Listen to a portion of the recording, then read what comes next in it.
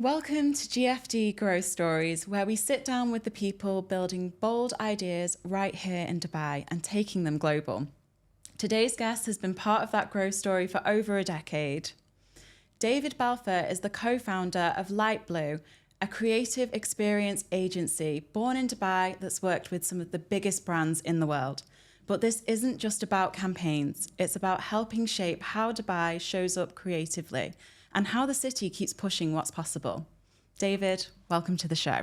Thank you very much. So, jumping right into it, you've been creating experiences before the industry knew what creating experiences really was. Yeah. Please, can you tell us more about how you started LIGHTBLUE and where it is today? So I've been in the region for coming up to 21 years. Originally coming out of the UK, working in the drinks industry for an in-house, what would have been now an experiential agency. Moved over here to work for Heineken. Did that for a couple of years and then got headhunted by Momentum to launch Momentum into this market. So I went there as an event director and then moved to thinking about LIGHTBLUE. So that's coming up to nearly 18 years in total. Amazing. And so do you think it was the environment of Dubai that allowed you to think about launching your own business? Or do you think you always would have done it? Like, what was the thought process there? Depending who you speak to. So it was very much one of those very quick decisions at the time with my old creative managing director at Momentum. What we noticed in the market was that there was a real belief for experiences that at the time, no one really kind of tapped into that. No one really understood what experiential, never mind how to spell it. Yeah. It was really at the beginning. And for us, you know, when we looked at the type of brands that are coming into market, you know, our first two clients were PlayStation and Diageo. Right. And they were brave to come to work with us. And it was very much the way that we approached it was an emotion that we wanted to kind of engage with. That was our metric. That was our KPI. So for us, it was how do we come up with a feeling that allowed the audience to really understand where the brand is wanting to go. Yeah. And that was the fun bit. Yeah, engaging with the senses. Absolutely, yeah. Rather than that flat experience. Yes.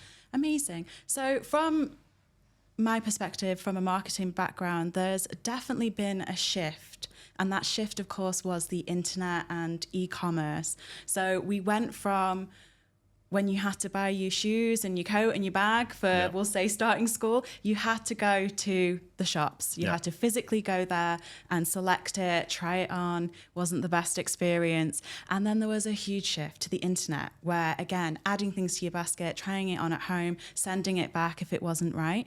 And so we saw a huge decline in the high street. Like internationally, this was a issue. And so I think that was probably like a crucial turning point for when people started to look at marketing in a different way and looked at how they would structure their business.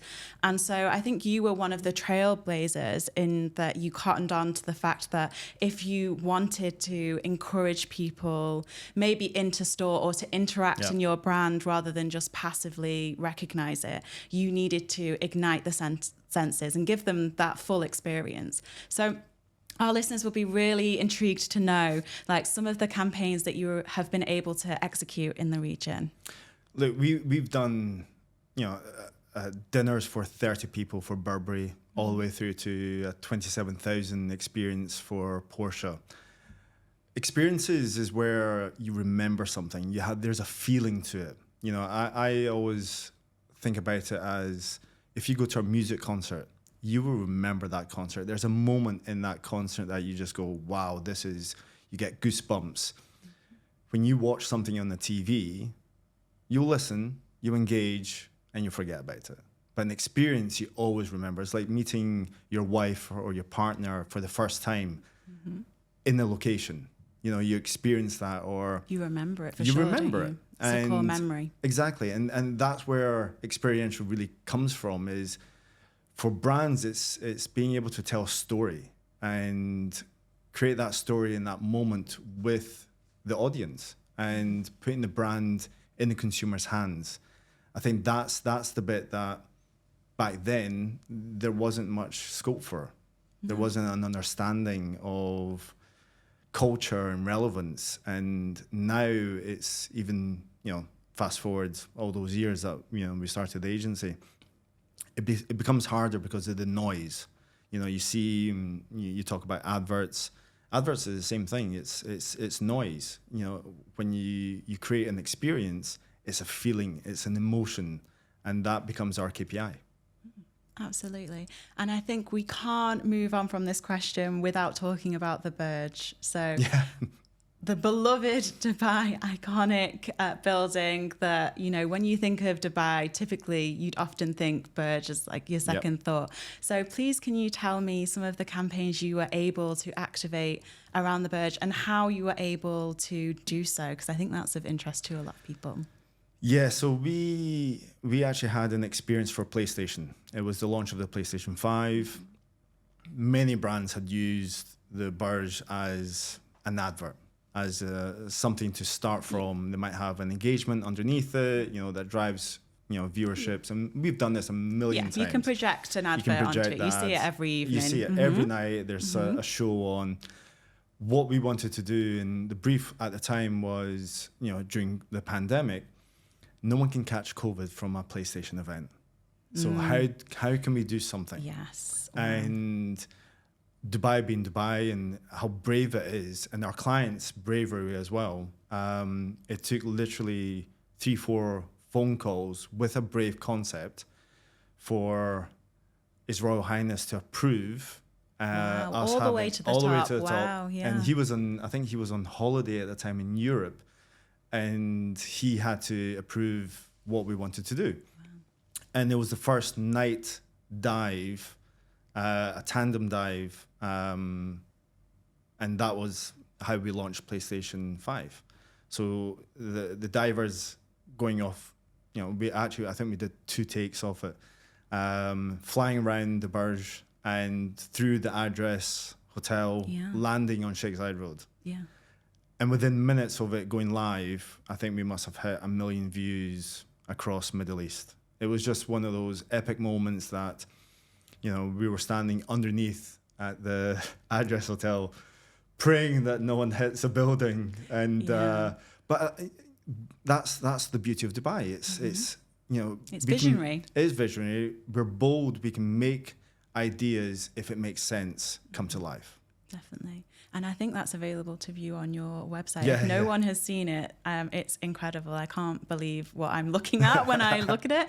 But that's where you've really taken LIGHTBLUE to, like that place of, is that possible? How have they managed to do that? And really do things that no one else has done before. Yeah. And of course, like we've talked about, that Dubai is that incubator because it's so visionary, and there is that appetite to stretch the boundaries and do things that haven't been done before. And I'd just love to hear more. Like, tell me more. Like, your campaigns are so interesting. What has been your favorite campaign? And I'd also like to know, like, what has been the most challenging one to execute? Oh, I mean, there's so many. There's a lot. I mean, we're talking nearly It's very 18 tough years. to ask for a favorite, isn't it? I think one of my favorite ones, and it's purely because of how quickly we had to turn something around. It was the first time that we went into pitch for a luxury brand. We've always been sport, entertainment, working across different platforms, but luxury had always been the one that evaded us. And we received a brief for Tom Ford. We had 6 weeks from pitch to delivery. Wow. We were pitching to the local team here and to the team in New York. And it was 3 guys that walked into this meeting room and the pitch, and there was a room full of females. We've never done anything in that beauty luxury space. I hope you were dressed well. We were dressed as smartly as we could, thinking about the audience that we were walking into. Yeah. 2 Scotsmen and a Frenchman. And we kind of blew their socks off. And I think the reason why it was the ambition of using technology, using experiences, using emotion, and a lot of sensory moments, and the fact that we know that we can deliver. I think when you work with LIGHTBLUE and the team that we have, they're unbelievable. They can turn things around. We can get permits. You know, we have people that have been doing this for a long time. You have those strong relationships. We've got great relationships with, you know, Dubai Police, CID, the governments. So for us to turn a Tom Ford experience at Birch Park with 6 weeks to go and creating, I think we had 12 different rooms to execute, and the whole agency just jumped on it. And that was, for me, it was the moment of really understanding how good the team was. Plus a fantastic creative kind of department that were running alongside, and great clients. The bravery from the clients, you know, to actually move forward with such a huge event for them globally, because it was the launch of their Fabulous and their Oud. So for us to work on something like that was great. And we turned it around, and at the end of the night we had clients who were crying, champagne was going off, and within weeks we had a complete sellout. So not only from an execution perspective, it really leveled us up in terms of how we execute and how we work as a team. Definitely. To then, you know, really relaying on the fact that the social amplification that from a brand's KPI was unbelievable. We had royal families coming in from Kuwait and Qatar coming into this experience, and for then it to sell out in Dubai Mall and Mall of the Emirates was just the icing on the cake. Incredible. You really hit the KPI that you set to, you know, And I evoke think, that emotion. Yeah, I think, you know, as an agency, you have to work with not only what's in the brief. The brief wasn't to sell out. You know, it was to put in danger of selling out. And that's what we try to do as an agency. It's putting its best foot forward to ensure that there is visibility, that there is real cut through in market, and creating these experiences allows us to do so. Yeah, definitely. And I'd love to ask you about the technology involved in your executions. Obviously, I don't want you to give away all your secrets, but am I right in thinking like there's quite a lot of drone work with some executions? Yeah, drone, we love tech. My executive creative director is obsessed with drones and pyrotechnics and AI. So for us, when we start looking at our briefs, we try to make it as simple as possible, you know, as frictionless as possible for the consumer and the brand. Okay, I don't believe this, because your executions look exceptionally complicated and incredible. They are. I mean, it's hard work internally, but from a client perspective and an engagement perspective, it has to be easy. So it comes down to the idea. If we can nail the idea that lives in the brand's playbook, then it really allows us to really engage further with the audience and our clients and their clients. Technology, you know, is part of culture. It's certainly a trend. The culture of Dubai. Technology, Absolutely. AI, like absolutely ingrained. It is ingrained, and for us, it's about how can we have fun with it as well. You know, when we're shooting a lot of the campaigns that we've executed, you know, from an experience perspective, we love a drone shot because it just really showcases Dubai at its best. You know, and people love to see it. People love to see it, you know, and I think, you know, the brands that operate in this market are proud of being in this market, and you know, we want to showcase that to the world. Amazing. So I'm not going to let you escape without answering the question. Like, obviously, it's amazing executions. Like, you try and keep it seamless for your clients and simple, but it's not so easy to do. Otherwise, everyone would be doing it. So if you don't mind sharing a time where things didn't exactly go to plan, and we'd love to hear like about how that went and how you were able to turn it around. Yeah, I mean, there's lots of that as well. Let's be honest. You know, we did something for Puma, which was the floating arena just off the Palm Jabal Alley, and it was during the World Cup in Qatar. And again, you know, we wanted this hero shot, of sunrise, and we're there first thing in the morning. It's still dark, and we're waiting for the sun to come up. It's foggy, it's misty, and we're thinking this isn't the perfect shot. But the reality is, when we actually took the shots of it, it was actually really impressive, because I think sometimes we have to be real with where we live. It's not always glorious sunshine, blue skies. So that is the perception. That is the perception. But actually, the style of photography that we came out with using the drone shots was outstanding. It actually made it better, because it didn't look edited, didn't look filtered. It was real. And with the mist and the sun coming through, we did another one recently with BMW, where we launched one of their models by bringing in with it in a helicopter. And as you do. It was, it was a launch event. What better way to bring in, the car? And we had it flying around the Palm and other areas of Dubai, and the sun was huge. There was this moment that looked so cinematic that it was just perfect, and that's the beauty of Dubai. The imperfections of what you think you want to see, actually, if we go with the natural ambience of what we've got to work with that day, actually turns out better. Yeah, nature will surprise you. That's for sure. Surprise, yeah. That is for sure. So I'd love to know more about how you keep your creative edge, because I can imagine once you launch a campaign, there's a lot of people trying to replicate, copy, and you seem to be consistently pushing boundaries. So what do you do to keep ahead of the game? I think internally, the ambition from the team to always deliver something new. We've had many clients that have come to us with exactly the same, we've seen you've done this. We've seen, can we do something similar? And we're like, don't really want to do something similar. And I think that's the beauty of being an independent agency, is the fact that you can decide what you want to do and not just do it for the money. Yeah. So if we don't believe in it, we don't think it's right, we'll reject that opportunity.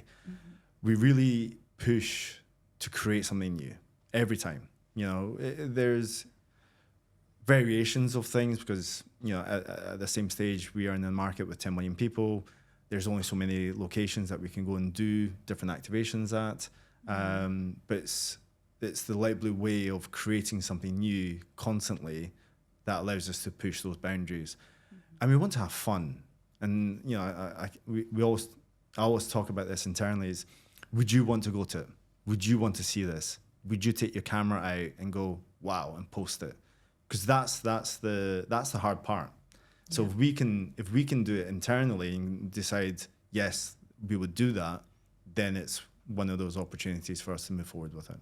Yeah. So it sounds like you really pride yourself on having originality as part of your DNA. And I don't think I come across many businesses where they would say, like, no, actually, we turned down money on the table because it didn't align with our core values. Yeah. So that's incredible for you guys. Like, you are a rare commodity indeed. My finance director might have a different opinion on that, but you have to be true to you. And, the team, I wholly believe in what the team want to achieve and what they want to do. That's why they come out to work in this market, because of the type of projects that we deliver, and seeing the whole process going through from ideation to execution, seeing the client's face, at the end of these events, and that's what we live for. Yeah, it must make it all worth it. Yeah, absolutely. After the hours of planning and back and forth and the emails. Oh, the emails. No one realizes a lot of execution and marketing is emails. Yes, but yes, 100%. Incredible. I'd love to hear more about your international executions, because we mentioned when I was doing your intro, it's not just Dubai. You are centered here, but you operate globally as well. So can you share some campaigns that have gone cross-continent? No, I mean, we've worked some unbelievable fashion houses, tech companies, real estate companies, giga projects coming out of Saudi. We've been operating right across the region for a number of years, and in Saudi specifically for a number of years as well. We've delivered projects in Nepal, in Morocco. We did something that we had no idea how they even came to us for a project in LA, and it was Montclair. It was the launch of the House of Genius, where we took over a really cool retail space called Maxfield's on Melrose. An amazing team to work with. We were working with the team in Milan and New York to execute this, and we were this little independent agency out of Dubai doing their first event in LA, and we had the usher turn up. We had Summer Walker singing. When we think there's issues and problems getting permits in this market, that's a different ballgame. LA is a different. LA is definitely yeah, absolutely. And we've activated the CES in Vegas. We are actually currently right now we're about to go live with an execution for a client in Harrods in London for a month-long activation. We've delivered Harrods previously as well for another Dubai client. We launched the Qatar Airways Hamburg inaugural flight, where we had Nicole Swishinger singing and creating this moment around the world, the European Championships last year. We have Lothar Matthäus coming on stage, and we managed to get the European Cup to come. Wow. We and even right now we're working on a couple of different projects for Cannes, Monaco, and Sardinia. So it takes us everywhere. Yeah. And that's another kind of thing about the clients that we work with.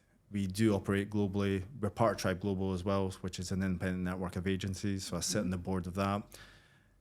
We have 50 plus cities that we can tap into. We've just launched in London. So we've just picked up our first execution that will be going live in about 2 weeks' time. And one of our clients in London is looking to activate in Sao Paulo and Mexico City. So wow, yeah, we're traveling. It's expanding. We're traveling. The passport is getting stamped it for is sure. getting stamped, yeah. And the team are up for it. So we have a team in London. We've obviously got our team here and in Riyadh, and they're super excited because they're. I mean, who goes to Sardinia? I know. I mean, you can take me. I'll go. There's a lot of people in the agency wanting to go to help out on that project. Certainly. So it's fun stuff. Our brands that we work with, they trust us because we deliver. Mm-hmm. It's simple, really. Yeah, you sound like you have worked with some incredible brands already. Is there any that we want to manifest on this podcast that you would love to work with and that you probably already have an idea for? There's probably a few brands for sure that I would love to work with. Probably more on the football side. I was going to say that. I was going to say, apart from a football brand. But that's fine. If that's your passion, go ahead. That's my own passion, rather than anything else. I think, when, we've just recently activated for Gucci. We've just, last night, we had another event for Dior. We do work with some amazing brands. Mm-hmm. I think for my personal, I love working in that luxury space. Sport, entertainment is definitely something that I really enjoy working on.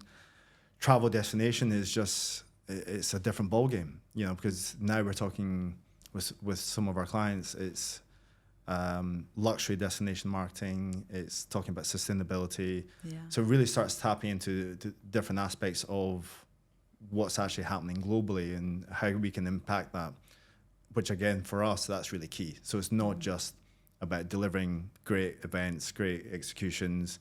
It's how can we do it from a sustainable perspective that will allow us to take the agency to the next level, and that's where we want to be playing at. Yeah, to the next level, and keep on going and making sure that your practices are sustainable, and Absolutely. we all need to contribute and do our part. So Yeah. it's great to hear that, like, you know, it's already something that's you're considering of how you can move that forward. From diversity perspective, we look at the type of production houses that we work with, or suppliers, we call them partners, to ensure that what they do and how they operate as a business, we qualify that internally, which again is all to do with the benefit of moving forward as a business, and also thinking about our space as in terms of, from an advertising perspective or a marketing perspective, what can we do for the good of the world, and moving forward, and giving opportunities to diverse people, businesses that we want to start engaging with. Yeah, definitely, because you work with a lot of multinational, like, huge brand names, but if you allow others to, like, get their opportunity as well, like through you guys, and have that touch point, it really does, like, help bring up the new generation of talent, really. I think that's always been a big thing for us. We talk about sending the elevator back down. This year and last year, we ran an activity with Riyadh University in Dubai. Now we have 2 interns from Riyadh who won a competition to be part of it. Well, originally it was meant to be one person. Right. Our executive creative director took on 2. We have we've always run internship programs within the business, and even in London, we have our first intern in London, someone from Dubai. Yeah, there you go. Wow. So international opportunities as well. Yeah, exactly. I think the world is getting smaller, and we want to give everyone a fair shot getting into this market, understanding what we do and how we do it as a business. We look at mentorship programs, how we can mentor the next generation and give them projects to work on. We want them to have fun. We want them to be engaged and live and in calls with the client, so that they're learning as well. That's key. You never know where the next big idea is going to come from. So 100%. Again, like, you adopting that talent young and having your eyes and ears open and being open to internationally everyone's point of view is really going to stand you in good stead moving forward. I mean, we're looking at launching a beauty brand that's coming into market Q3 or Q4, and it was actually one of our youngest creatives who nailed an idea. Fantastic. And she sat in the room with the client, presented her concept, along with the rest of the creative department, and the client just loved it, because she actually came through as an intern, and now is in her 3rd year or 4th year with us as a business, and she has come leaps and bounds because we've allowed her to sit in the room, and not just sit at the back of the office and, think that she's supporting, but actually she's, contributing more. And that's what we want. We want everyone within business to contribute and be accountable for it. So, that comes back to that, sending that elevator back down and really bringing people with us with the journey. Yeah, definitely. I would love to know what's next for LIGHTBLUE. There's a lot happening. I can imagine. It doesn't sound that you are slowing down at all in any way. We're not. We're definitely not slowing down. We currently, myself and Craig, who's a partner in the business, we're in London every month for a week. We're in Saudi once a month, or at least twice a month, as we grow that business. The clients we have here, we're still across the clients, so it's very much still founder-led and run. So we sit in meetings, we go and see clients. We still want to have skin in the game. Yeah, I'm sure your clients appreciate that. They do appreciate it, and and it's not a trust factor, because the team that we have are unbelievable. We just enjoy it. Yeah, you're passionate about it. We're passionate. We love being in these creative scrums, and to execution, to being on the ground. The Qatar event that we delivered, I was there, so we fly in for the certain things. Sardinia, I think there's a fight on for that one. I'm fighting for that one. Big me. But it really is about, we're growing the business. We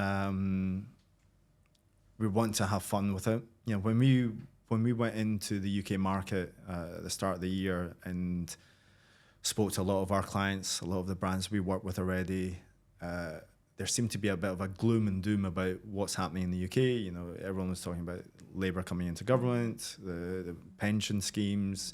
It was very dark.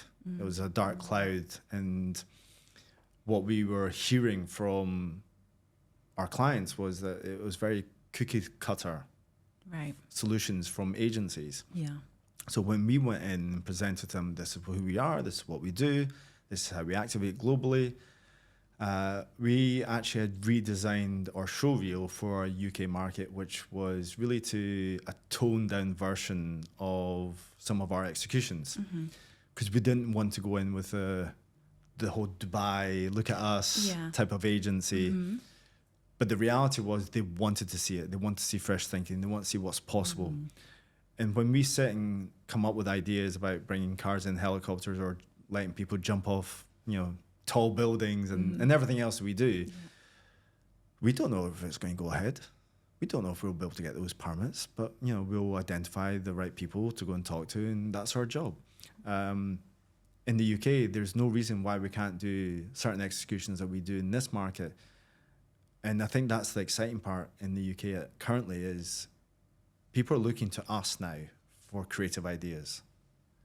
So the fact that we were born and bred in Dubai, now we're going back to the UK market because that's where full majority circle moment. It is. And the clients are super impressed with what we're doing. And, we've, pitched for three bits of businesses and we've won all three against some big clients, well-known names. Big names that surprised us as well. And I think that's just the beauty of where we're coming from. We're brave, we deliver, we're proud of where we've come from, so we're proud to show Dubai. And people are really keen seeing the type of work that we deliver for a lot of the clients we work with. Yeah, they're waking up and taking notice. They are, absolutely. Amazing. And we're also taking clients from here to internationally. And because of our expertise and what we're looking at achieving with them, everyone buys into it. Yeah, and so now we're not only just looking at clients that are based in the UK, we're actually looking at clients that are based here who are homegrown clients that we're taking into markets into Europe, into the UK, into Asia, into the US. So now it's the conversations is flipping. Where a lot of brands come here or agencies come here. Now we're taking ourselves out to the world. Definitely. I think like a lot of brands, head of marketing do realize that you have to cut through the noise. There is a lot of content across social, across all channels constantly. Brands, especially in certain verticals, can kind of look same-ish. And so it's how you differentiate first and then also tell your story, because as you've mentioned, you're looking to evoke emotion. You're looking to tell each individual company's story. Everyone has one, and get that out there so that their consumers fully understand like who they are, what they stand for. And research shows that it's becoming more and more important to the up and coming generations that brands' authenticity, and in partnership with that, the originality that you can bring through your executions. Yeah, like I think it's about us understanding the business objectives of our clients.